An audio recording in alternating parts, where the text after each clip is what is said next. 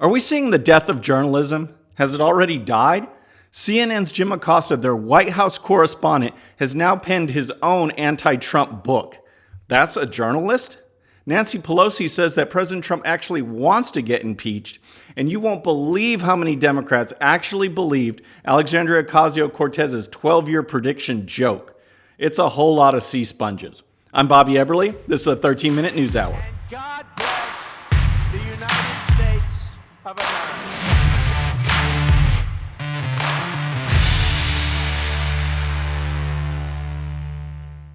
All right, friends, welcome to the show, and I want to get right into Jim Acosta because one of the things that has really led to just the left wing dominating our thoughts as far as media and academia is this infiltration of the profession of journalism. You know, everyone has a bias. You know, people have opinions. The idea of the professional journalist is to put those biases aside and just do your job. Well, you see it more and more that that's exactly what's not happening. And here's a perfect example. CNN's Jim Acosta, their White House reporter, is coming up with a book that's going to be released in a couple weeks. It's called The Enemy of the People. And this is a guy that's supposed to be their reporter, their White House correspondent, not a pundit, not a late night talk show host, not some opinion journalist, their White House reporter. And here's how the book is described from Fox News. CNN White House correspondent Jim Acosta's upcoming book has raised eyebrows both inside and outside the network's newsroom. The outspoken Acosta is being criticized by insiders and academics alike for further blurring the line between being an unbiased reporter or a commentator pushing his personal perspectives. The book is billed as an explosive first-hand account of the dangers Acosta faces reporting on the current White House while fighting on the front lines in President Trump's war on truth as public enemy number one. The description coincides with the feeling that Acosta is a grandstander who has built an empire as CNN's in-house thorn in Trump's side. Last week, he was accused of being dishonest while covering Trump's immigration overhaul remarks. All right, so what's the reaction? You know, what are other journalists out there saying about Acosta and his new book? Check this out.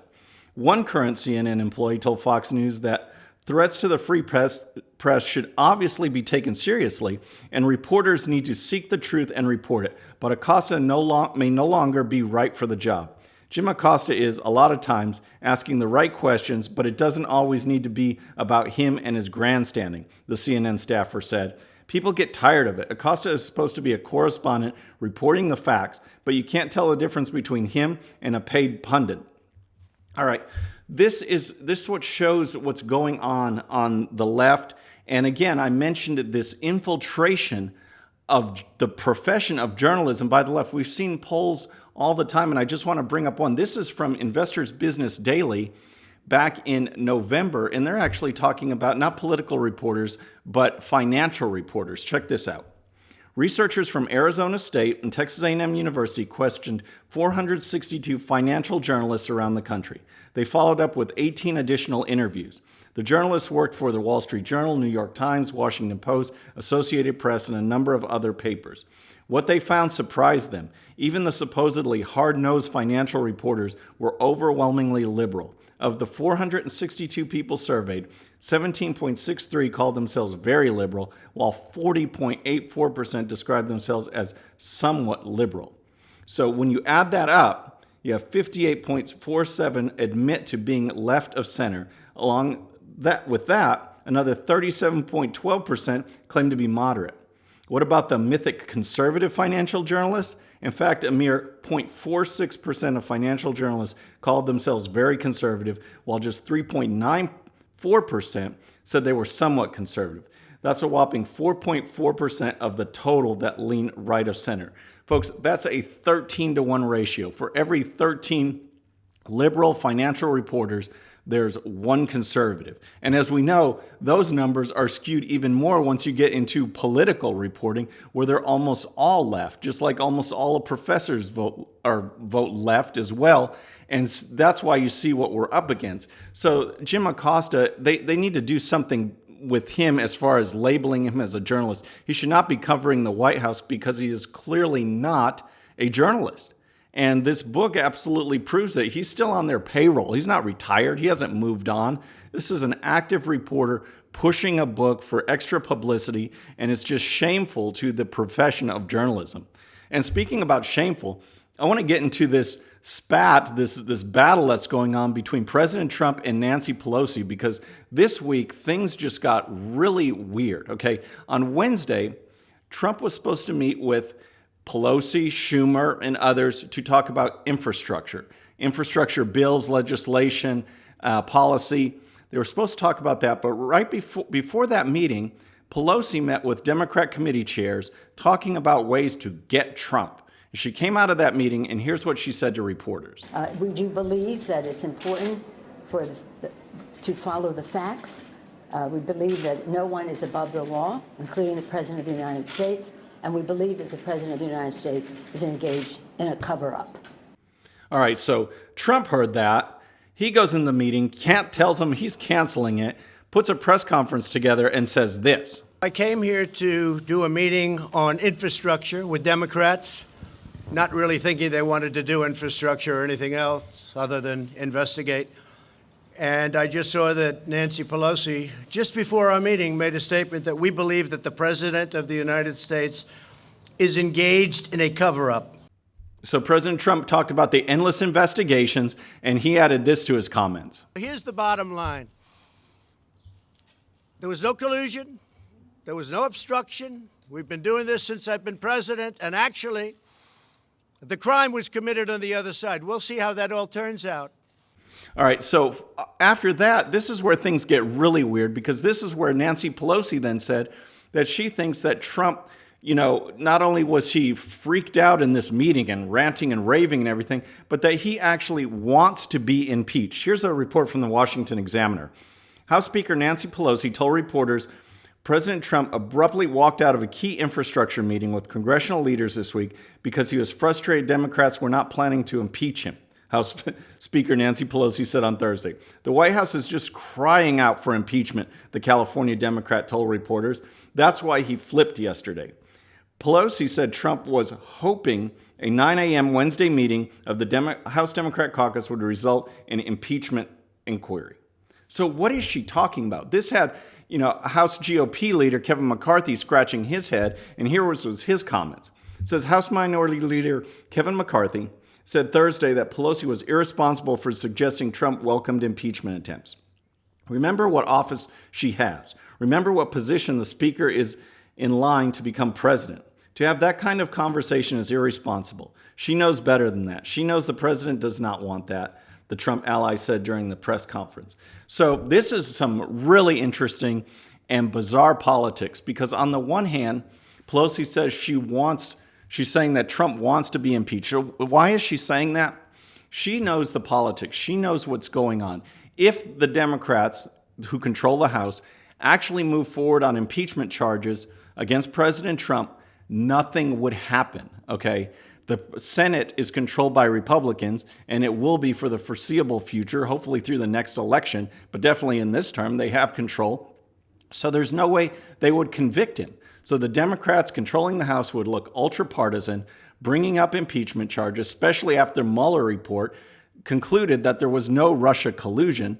They bring up charges anyway. The Senate just exonerates him. He's not guilty, and nothing is gained. So Pelosi's angle is, rather than push for impeachment, is to push investigations, to just continue to pile on Trump, investigate, make him look bad, make him look like a criminal, make him look like he should be impeached, but not actually impeach him.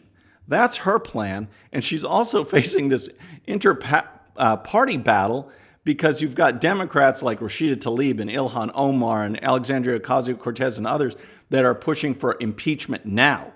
So Pelosi sees that writing. She's dealing with that pressure, but she also knows that actual impeachment charges, actual impeachment proceedings won't go over well. Nothing will happen.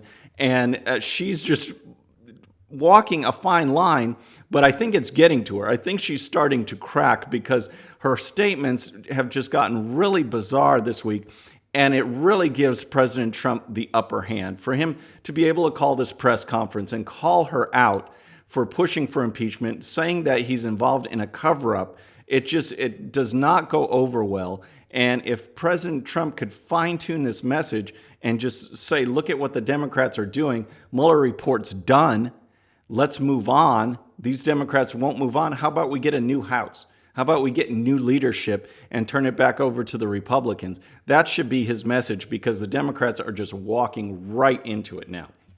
All right, folks, I want to go over some interesting polling that just came out because, last week we talked about Alexandria Ocasio-Cortez and her 12-year prediction, how she said the world was going to end in 12 years unless we didn't do something drastic. Remember that? Here's her from Instagram. How many years until the world ends again? We have 12 years left to cut emissions by at least 50%, if not more. And for everyone who wants to make a joke about that, you may laugh, but your grandkids will not. All right, and she had other statements as well, but then she followed up with this tweet saying, this is a technique of the GOP to take dry humor and sarcasm literally and fact check it, like the world ending in 12 years thing. You'd have to have the social intelligence of a sea sponge to think it's literal. But the GOP is basically Dwight from The Office, so who knows? All right, so she's blasting the GOP, but like we talked about, what about her supporters? Remember in the last show, I showed video of the children that were going to Senate offices, going up on the Capitol, and trying to get legislators on board with the Green New Deal. And one of their talking points was that the world was going to end in 12 years. You have to do something. You have to support the Green New Deal. These were kids, all right? And now she's saying she's just joking. But what about her supporters in general? She's making them look stupid if she's calling them sea sponges. So you have to ask, how many actually believe that? Well, guess what? There's a poll. Rasmussen reports actually asked registered voters what if they thought that the world was going to end, face gloom and doom in 12 years, and here's the results from the Daily Caller. A recent poll shows that an overwhelming majority of her own party took her claims literally. 67% of Democrats believe that the U.S. has only 12 years to aggressively fight climate change, or else there will be disastrous and irreparable damage to the country and the world. Only 48% of total likely voters believe that statement. All right, so you have 67% of Democrats believe that. And what was interesting in the poll is that of Republicans, 28% believe it as well. So that's a whole lot of sea sponges right there. 67% of Democrats, 28% of Republicans had this beaten into their head. And yet she said, if you believed it, you have the intelligence of a sea sponge. So you have 28% Republicans, 67% Democrats, and of course, this guy. This is our final chance. The scientists are absolutely unanimous on this, that we have no more than 12 years to take incredibly bold action on this crisis. Yep, folks, that's a whole lot of sea sponges, and I'm going to leave it on that note. I hope you enjoyed this Memorial Day weekend. I am going to be watching the Indy 500. Right after this show, I'm going to be watching Indy Lights Freedom 100, which is what I was hoping to be racing in this weekend. Enjoy your weekend, folks. Enjoy your time with family. We'll see you Monday. Please subscribe. Please hit that bell and tell your friends. I'm Bobby Eberle. This is a 13-Minute News Hour.